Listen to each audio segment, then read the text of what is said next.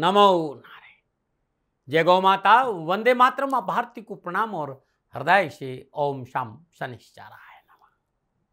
प्रिय दर्शकों, मित्रों, साथियों, जो कहने जा रहा हूं वो अकाट सत्य है। ये विद्वानों का मत है, अनुभव मेरा है। दस्तक और आवाज, दस्तक और आवाज तो कानों के लिए है। अंतरात्मा को सुनना होगा तो खामोशी चाहिए साथ। अंतरात्मा की आवाज खामोशी में सुनाई देती है, इस बात पर गौर करिएगा। और बिना अंतरात्मा की आवाज को सुने व्यक्ति कभी सफल नहीं होता है, इस बात का भी ध्यान रखिएगा। ओम नमो नारायण। प्रदर्शकों, मित्रों, साथियों, सितंबर 2025 12 के 12 राशियों के लिए कैसा रहेगा, ये मासिक राशिफल लेकर आपके सामने हूं। सितंबर का महीना है और इस बार माता ने बुलाया है। चलो, बुलावा आया है, माता ने बुलाया है। जो लोग माता की धाम जाने की स्थिति में नहीं है, उनके लिए माता को अपने घर बुलाने का एक खास अवसर के साथ सितंबर का महीना दस्तक देने को है। लाल चुनरी, नारायण पूजा की सामग्री, सजा बाजार, अखंड पावन ज्योत के अवसर के साथ मां भगवती दुर्गा की असीम अमोघ और जीवन की दिशा को बदल देने वाली कृपा और जीवन के समस्त संकटों को, भय और दुखों से मुक्ति दिलाने वाले के लिए सितंबर 2025 का महीना आने को तैयार है, क्योंकि मां भगवती दुर्गा के नवरात्रि रहेंगे। इस अवसर के साथ साथ सितंबर का महीना पितरों के प्रति आपके मान सम्मान, प्यार, कृतज्ञता व्यक्त करने का अवसर भी अपने साथ लाया है, जिसका लाभ उठाकर आप अपने पितरों को तृप्त कर सकते हैं, अपने पितरों का आशीर्वाद प्राप्त कर अपने कर्तव्य को निभा सके। इसके साथ ही भाग्यशाली होकर अपने जीवन को सुख समृद्धि की ओर ले जा सकने में आप सफल रहेंगे, क्योंकि बिना पितरों के आशीर्वाद के ये संभव नहीं है। पितर पक्ष पितरों के प्रति कृतज्ञता व्यक्त करने का एक तरीका है। श्राद्ध पक्ष हिंदू धर्म में एक महत्वपूर्ण धार्मिक कर्तव्य माना गया है, लेकिन साथ ही ये सामाजिक रूप से भी महत्वपूर्ण है, क्योंकि ये परिवार और समुदाय को एक साथ लाता है। अद्भुत है सितंबर का महीना। नवरात्रि भी है, पितृपक्ष भी है। कैसे मां को मनाए, कैसे पितरों को प्रसन्न करे, सारी चर्चा करूंगा। लेकिन आगे चलते हैं, प्रोग्राम को आगे बढ़ाते हैं और जानते हैं कि आपके लिए ग्रह नक्षत्रों के माध्यम से सितंबर 2025 क्या कुछ लेकर आ रहा है, कैसा रहेगा सबके लिए सितंबर 2025 का महीना, उस पर चर्चा करें। लेकिन उससे पहले सितंबर माह में पड़ने वाले व्रत और त्योहार की चर्चा कर लेते हैं। सितंबर माह के प्रथम सप्ताह में यानी 7 सितंबर को खगरास चंद्रग्रहण है। यह चंद्रग्रहण संपूर्ण भारत में खगरास रूप में दिखाई देगा। 7 सितंबर से महालय श्राद्ध प्रारंभ हो रहा है। 21 सितंबर को महालय श्राद्ध समाप्त होगा और इसी दिन सर्व पितृ श्राद्ध संपन्न किया जाएगा और 22 सितंबर को घट स्थापना के साथ ही शारदीय नवरात्रों का प्रारंभ होगा। अब मैं आपको जानकारी दूंगा कि सितंबर 2025 के महीने में ग्रहों की स्थिति किस प्रकार बन रही है। 13 सितंबर को मंगल देव तुला राशि में संचरण करेंगे और 15 सितंबर को बुध देव अपनी मूल त्रिकोण राशि कन्या से और शुक्र देव सिंह राशि में संचरण करेंगे। 17 सितंबर को सूर्य देव कन्या राशि में संचरण करेंगे। बृहस्पति देव मिथुन राशि में, शनि देव मीन राशि में वक्री अवस्था में है, राहु देव कुंभ राशि में और केतु देव सिंह राशि में संचरण कर रहे हैं। इन संपूर्ण ग्रह योगायोगों का प्रभाव कैसा रहेगा आप पर, क्या हो सकती समस्या, क्या रखे सावधानी और क्या करे समाधान, और कैसे करे मां भगवती को प्रसन्न और कैसे पाए पितरों का आशीर्वाद, इन संपूर्ण जानकारियों के साथ मैं बात करूंगा आपके मासिक भविष्य फल की, कि सितंबर 2025 का महीना आप सबके लिए कैसा रहेगा। ये राशिफल चंद्र राशि पर आधारित है, लेकिन यदि आप अपनी लगन कुंडली से भी देखेंगे तो राशिफल आपको सटीक मिलेगा। आपकी 12 के 12 राशि और जो भी लग्न आप है उस हिसाब से देखो, राशिफल सटीक रहेगा। लेकिन ध्यान रखिएगा, राशिफल चंद्र राशि से देखना अच्छा अनुकूल माना गया है।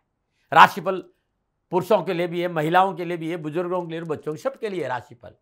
लेकिन ये जनरल प्रेडिक्शन है।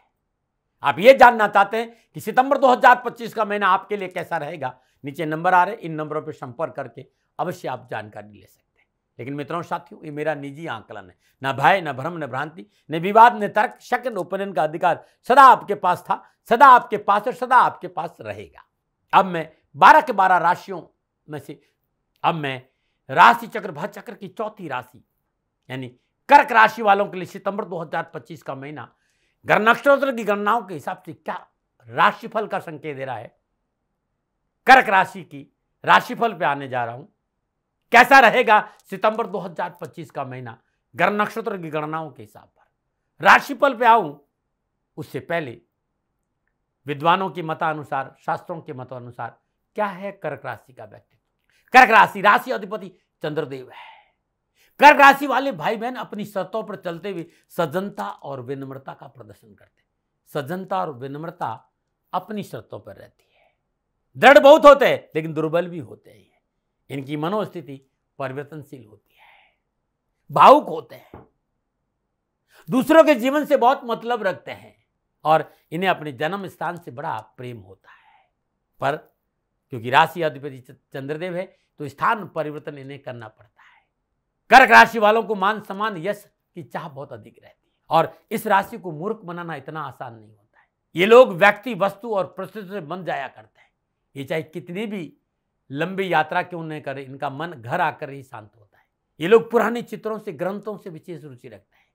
दूसरों के विचारों को पढ़ना और समझना इनके लिए बड़ा आसान होता है। दिन रात आवश्यकताओं की पूर्ति का अभाव का चिंतन इन्हें रहता है। कर्क राशि वाले व्यक्ति अपने अनुसार निर्माण कराने के लिए पुराने विचारों और मान्यताओं का त्याग भी कर देते हैं। इस राशि के भाई बहन विरोधाभास प्रतीक होते हैं। यदि कोई साथी और मित्र इनके अनुसार नहीं चलता है तो ये उपेक्षा भी कर लेते हैं। कुछ बातें थी आपके बारे में जो विद्वानों ने कही है, अनुभव मेरा है, आपके सामने रखी। अब मुझे बात करनी है कि सितंबर 2025 का महीना आपके लिए कैसा रहेगा। राशिफल का विचार आपके सामने। राशिफल का आधार ग्रह गोचर होते हैं। तो बात करते हैं कि आपके लिए ग्रह गोचर सितंबर 2025 के महीने में कैसी स्थिति बना रहे, उसे थोड़ा सा समझने का प्रयास करेंगे। क्योंकि कर्क राशि की राशि अधिपति चंद्रदेव है और चंद्रदेव एक राशि में 2 या 2.25 दिन रहता है तो मासिक फलादेश में चंद्रमा का प्रभाव नहीं लिया। तो आइए बाकी ग्रहों पर चर्चा करता है। तो सूर्यदेव, बुधदेव, शुक्रदेव और केतुदेव की चर्चा करूं। द्वितीय सूर्यदेव माह के प्रारंभ में द्वितीय भाव स्वराशि सिंह में संचरण कर रहे हैं। द्वादशी तृतीय बुधदेव भी केतुदेव के साथ द्वितीय भाव सिंह राशि में विराजमान रहेंगे। 15 सितंबर को एकादशी और चतुर्दश शुक्रदेव भी सिंह राशि द्वितीय भाव में संचरण करेंगे। 15 सितंबर को बुधदेव कन्या राशि तीसरे भाव में संचरण करेंगे। 17 सितंबर को सूर्यदेव कन्या राशि तृतीय भाव में संचरण करेंगे। मंगलदेव दशमेश और पंचमेश और कन्या राशि तीसरे भाव में है और 13 सितंबर को मंगलदेव तुला राशि चतुर्थ भाव में आ जाएंगे। षष्ठेश और नवमेश बृहस्पति देव मिथुन राशि 12वें भाव, सप्तमेश और अष्टमेश वक्री शनिदेव मीन राशि भाग्य स्थान और राहु देव कुंभ राशि अष्टम भाव में संचरण करेंगे। यह है कर्क राशि वालों के लिए सितंबर 2025 में ग्रह नक्षत्रों का संचरण।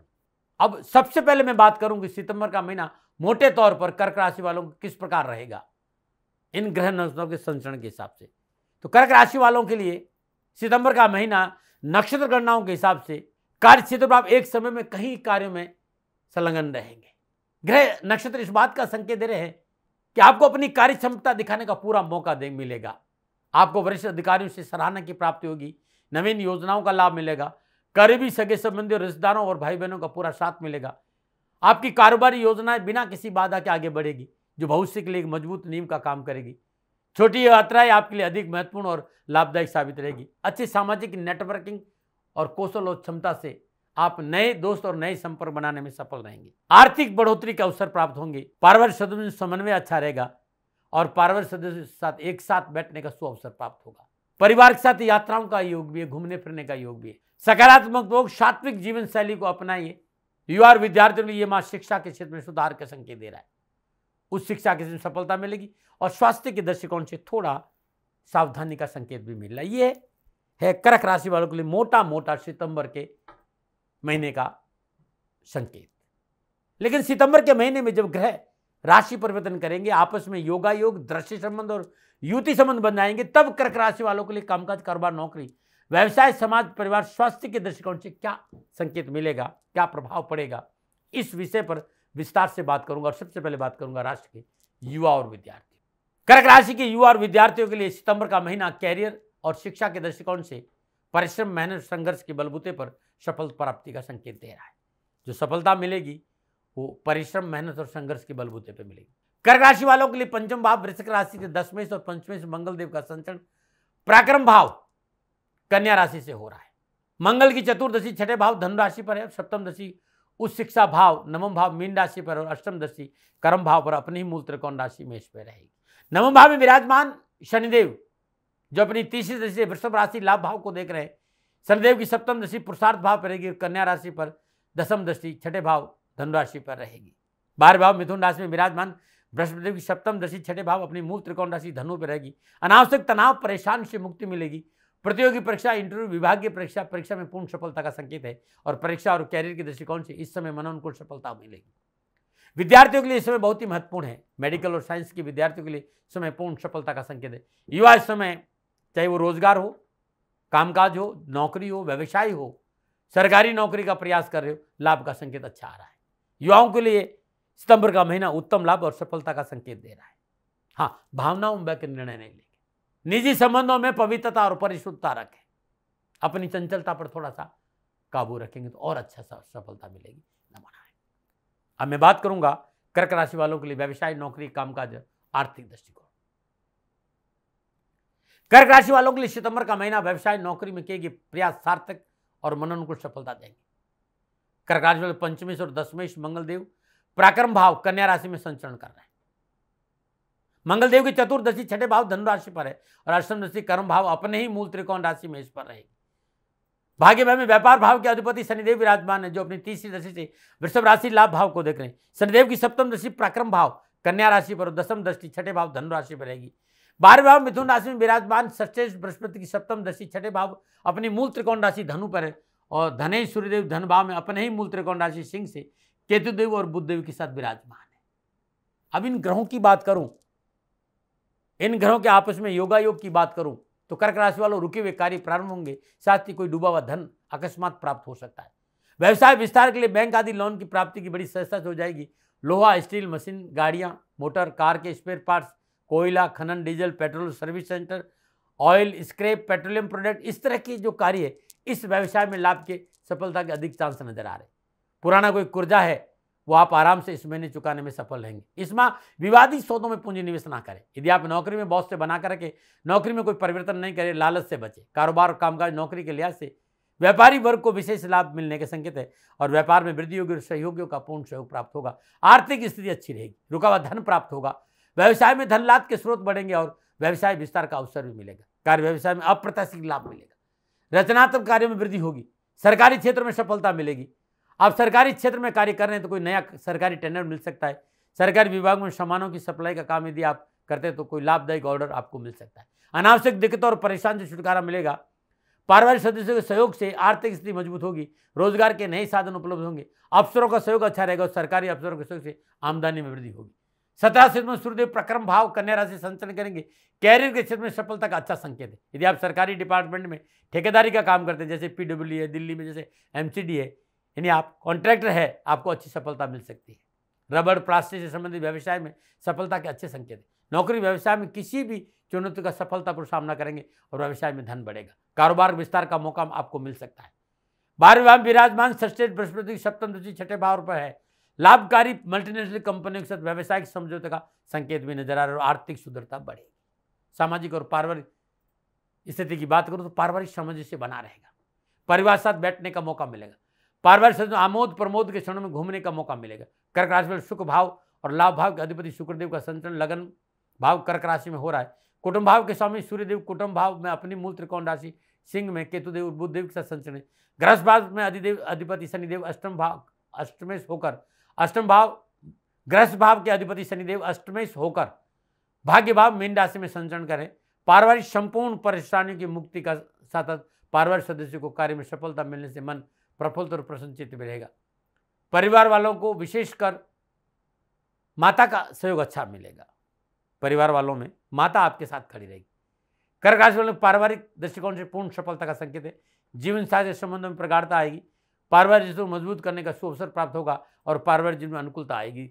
17 सितंबर सूर्यदेव जब तीसरे भाव कन्या में संचरण करेंगे तो सामाजिक वर्षों से बढ़ेगा। सामाजिक कार्य करने का मौका लगा और समाज में आपका जो आपसी मेल जोल है वो बहुत अच्छा रहेगा। पारिवारिक सदस्यों को अपने कार्य में लाभ मिलेगा। छोटे भाई बहनों को कारोबार में सफलता मिलेगी, परंतु स्वास्थ्य को लेकर परेशानी का संकेत नजर लापरवाही नहीं। लेकिन इससे पहले 13 सितंबर मंगल देव का संचरण शुभ भाव तुला राशि से होगा।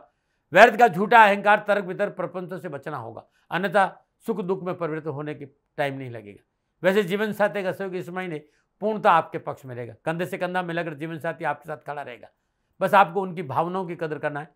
दाम्पत्य जीवन की व्यर्थ की उठापटक की छुटकारा मिल जाएगा यदि आपने रिश्तों की कदर की तो।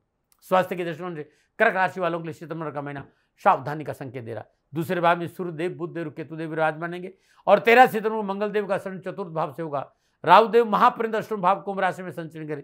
स्वास्थ्य संबंधी परेशानी और पुरानी बीमारी को नजरअंदाज करना नुकसानदायक रहेगा। चिकित्सा में लापरवाही ना करें क्योंकि इस महीने स्वास्थ्य को लेकर कहीं तनाव नजर आ रहा है। तो हर रोज जल, गंगा जल, कच्चा दूध और मिश्री डालकर भगवान शिव का मृत्युंजय मंत्र का जाप करते हुए अभिषेक। त्र्यंबकम यजामहे सुगंधिम पुष्टिवर्धनम उर्वा रुक्मिव बंदनात् मृत्युमोक्ष महामृतत्। ये मीठा जल, गंगा जल, थोड़ा सा कच्चा दूध और मिश्री डालकर भगवान शिव का अभिषेक करें।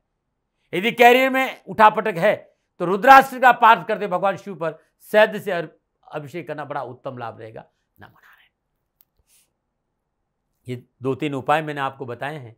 इन उपायों से इस महीने आपकी परेशानी का निवारण हो जाएगा। फिर दर्शकों, मित्रों, साथियों, 7 सितंबर से श्राद्ध पक्ष प्रारंभ हो रहा है और आपकी कर्क राशि है तो ये लगातार 15 दिन हर रोज भगवान शिव के शिवलिंग पर रुद्रास्त्र का पाठ करते हुए शहद से अभिषेक करने से पितर प्रसन्न होंगे और परेशान से मुक्ति मिल जाएगी। लगातार 15 दिन भारतीय नस्ल की देसी गाय का दूध में दूध और चावल और मिश्री मिलाकर खीर बनाकर 9 वर्ष की कम आयु की कन्याओं को अपने हाथ से भोजन कराएंगे तो आपके लिए बड़ा उत्तम लाभ रहेगा।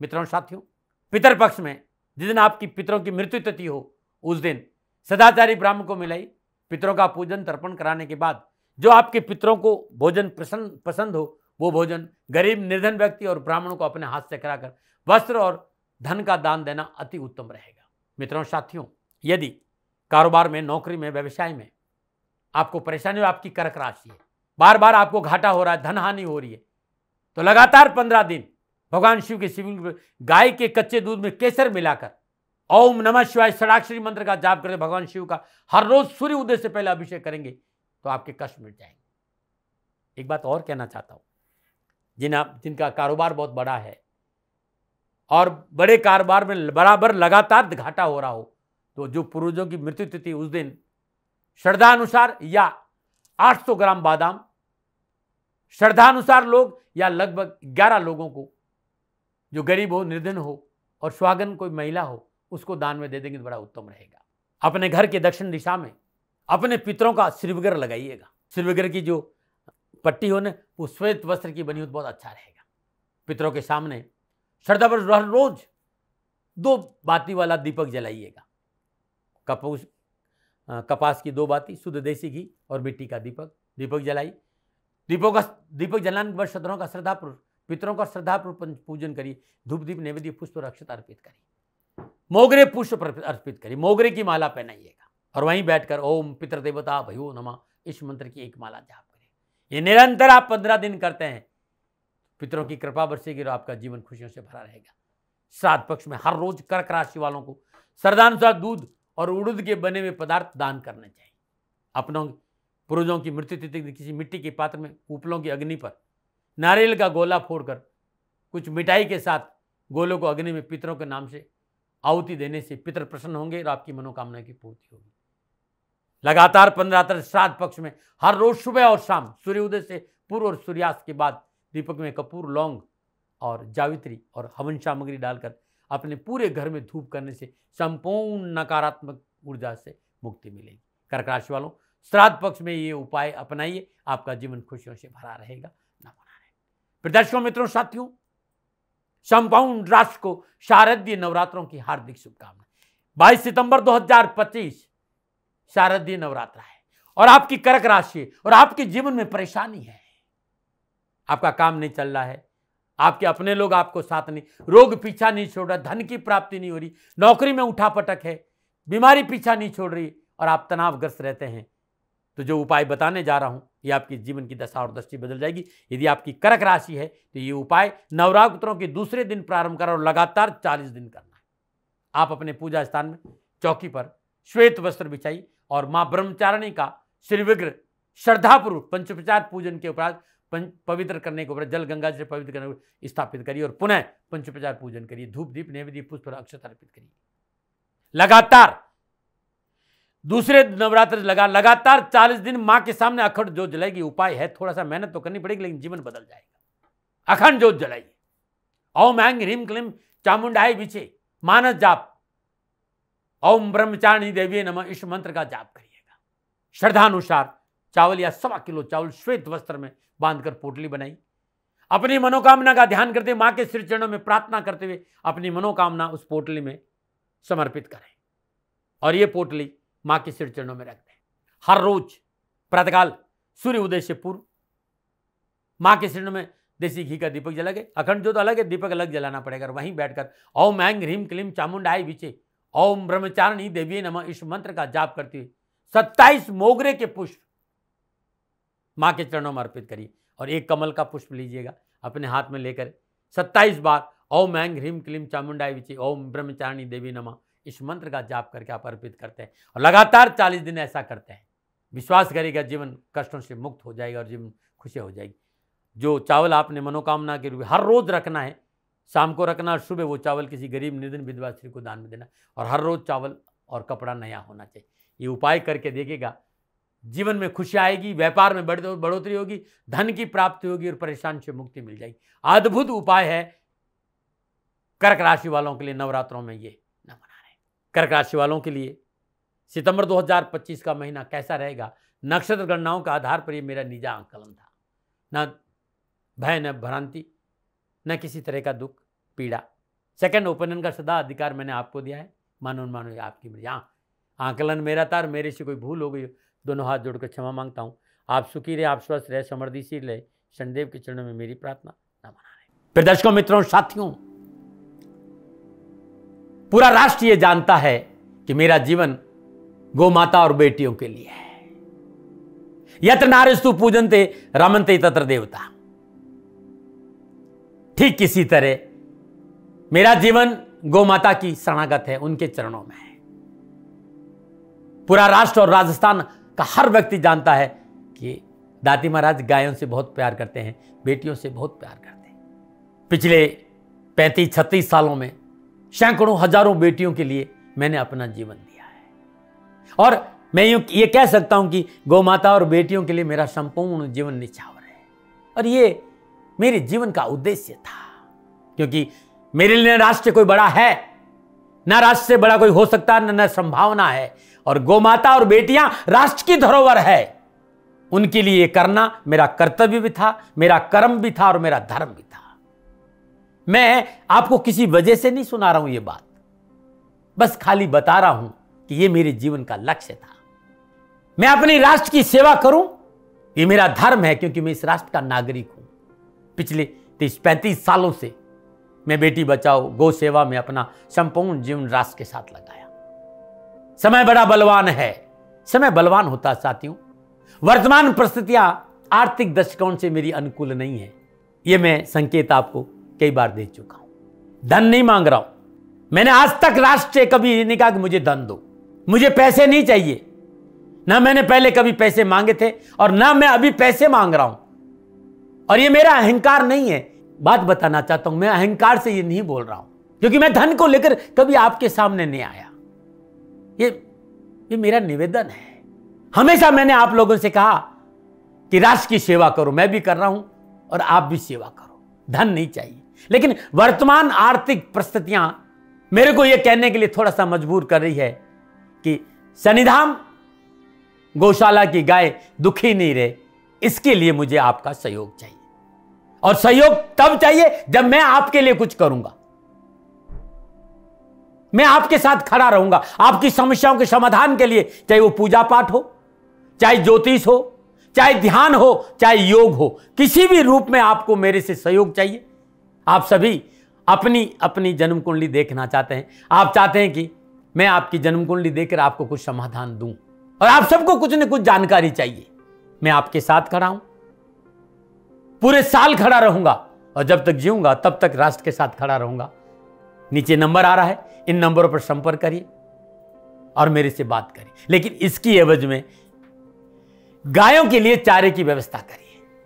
इसलिए मैंने कहा था कि भाई समय है, दिन है, थोड़ा सा आर्थिक परिस्थितियों को लेकर मैं थोड़ा सा कमजोर हूं और मेरी गौ माता सन्निधान गौशाला चारों को लेकर परेशान नहीं हो, ऐसा मैं हृदय लेकर आपके सामने आया हूं। लोगों ने कहा कि राष्ट्र आपसे प्यार करता है दाती महाराज, एक बार राष्ट्र से निवेदन करिए। मैं फिर कहना चाहता हूं, मैं धन नहीं मांग रहा हूं और ये मेरा अहंकार नहीं, मेरी विनम्र प्रार्थना। साथियों, मेरा राष्ट्र सर्वोपरि है। मैं ये नहीं कह रहा हूं, मैं ये कह रहा हूं कि मैं परिश्रम करूंगा आपके लिए और आप उस परिश्रम के एवज में गायों के लिए चारे की व्यवस्था कीजिए। शनि भगवान सदा आपकी रक्षा करेंगे, आपका जीवन सदा खुशियों से भरा रहेगा, ऐसा मेरा निवेदन है। और वे सभी लोग जो सक्षम है, सामर्थ्यवान है, जिन्हें दाती महाराज के ज्योतिषीय समाधान की आवश्यकता नहीं है, उनको मेरा प्रणाम है। और उन सबको मेरा प्रणाम है जो सन्निधान गौशालाओं को सपोर्ट करते हैं, सेवा में कंधा से कंधा मिलाकर खड़ा रहते हैं। जब से मैंने ये सूचना दी, जब से मैंने ये मैसेज दिया, हजारों लोग सन्निधान गौशाला के साथ कंधा से कंधा मिलाकर खड़े हैं। उन सबको मेरा धन्यवाद, मेरा आभार, अभिनंदन। हर महीने आप में से बहुत से लोग कुछ न कुछ सन्निधान गौशाला में सहयोग करते हैं। मैं उन सब के प्रति पुनः एक बार हृदय से अपना आभार प्रकट करता हूं और ये सहयोग मैं जीवन भर याद रखूंगा। समय ऐसा है, मेरी परिस्थितियां आर्थिक दृष्टिकोण से अनुकूल संकेत नहीं दे रही, इसलिए मैंने राष्ट्र से कहा कि सन्निधान गौशाला में परेशानी नहीं आए। सरकार सपोर्ट करती है, सरकार की तरफ से जो वो करना चाहती है वो करती है, लेकिन उससे पूरा नहीं पड़ता है। सरकार की अपनी सीमाएं हैं साथियों, और उससे पूरा नहीं पड़ता है, और अपनी मर्यादाएं भी और सीमाएं। शासन के पास और बहुत से काम है साथियों। फिर भी मैं शासन का भी धन्यवाद दूंगा जो हमारे साथ वो खड़े हैं। पुनः हृदय से एक बार निवेदन करना चाहता हूं, आपको लगता है कि दाती महाराज के साथ सन्निधान गौशाला में खड़ा रहना है तो नंबर नीचे आ रहे हैं, जरूर सहयोग करिएगा। मेरा कोई दबाव नहीं है, समय काल परिस्थिति के अनुसार दाती महाराज की ये प्रार्थना है। मैं दाती महाराज आपका हूं और आप मेरे हो, मुझे लगा कि आपको कहना देना चाहिए। राष्ट्रवासियों, व्यापारी नहीं हूं, समय है आज आपसे कह रहा हूं। और यदि आप अपने आसपास भी जो गायें उनकी भी सेवा करते हैं तो ये भी सेवा मेरे को बहुत खुशी हो, क्योंकि गौ माता दुखी नहीं रहनी चाहिए, बस इस बात का ध्यान रखिएगा। पुनः हृदय से आभार। ओम नमो नारायण।